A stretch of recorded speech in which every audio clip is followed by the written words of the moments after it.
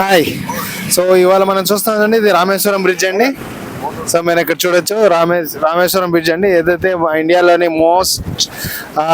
Most famous బ్రిడ్జ్లలో one of the bridge అండి. ఇది ట్రైన్ వెళ్ళినప్పుడు క్లోజ్ అవుతుంది.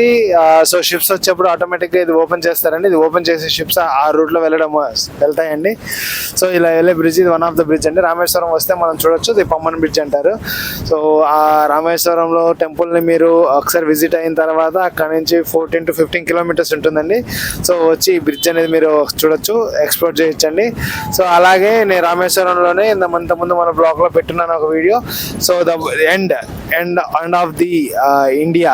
సో అక్కడ నుంచి ఇంకా ఓషన్ అండి, దాటితే మనకు శ్రీలంక టచ్ అవుతుంది. అది కూడా మన అంతకుముందు బ్లాగ్ లో మనం పెట్టున్నాము. నేను దాన్ని కూడా ఎక్స్ప్లోర్ చేయొచ్చు, దాన్ని కూడా చూడొచ్చండి. సో రామేశ్వరం వస్తే ఇవన్నీ మీరు విజిట్ అవ్వచ్చు, చాలా బాగుంటాయండి. చూడదగిన ప్లేసెస్, చాలా నైస్ గా ఉంటాయి. సో బ్యూటిఫుల్ ప్లేసెస్ అండి.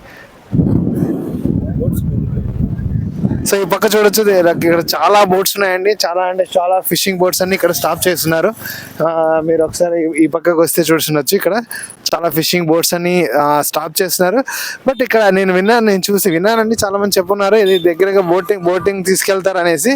బోటింగ్ మనకు టెంపుల్ దగ్గర తీసుకెళ్తారు కానీ వాళ్ళు శ్రీలంక అంటే మన బార్డర్ వరకు తీసుకొస్తారు చెప్పలేదు. సో 5 కిలోమీటర్స్ వరకు తీసుకెళ్తారంట. 100 రూపీస్ పర్ హెడ్ ఛార్జ్ చేస్తారు. 5 కిలోమీటర్స్ వరకు తీసుకెళ్లి అలా తిప్పుకొని మళ్ళీ అక్కడికే తీసుకొని వస్తారంట.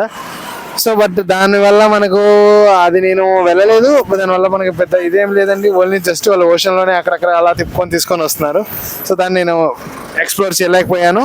బట్ ఈసారి ఖచ్చితంగా మనకు శ్రీలంక అంత బార్డర్ వరకు వెళ్ళే ఛాన్స్ వస్తే మాత్రం ఖచ్చితంగా ఎక్స్ప్లోర్ చేస్తానండి. So thank you all. Yeah.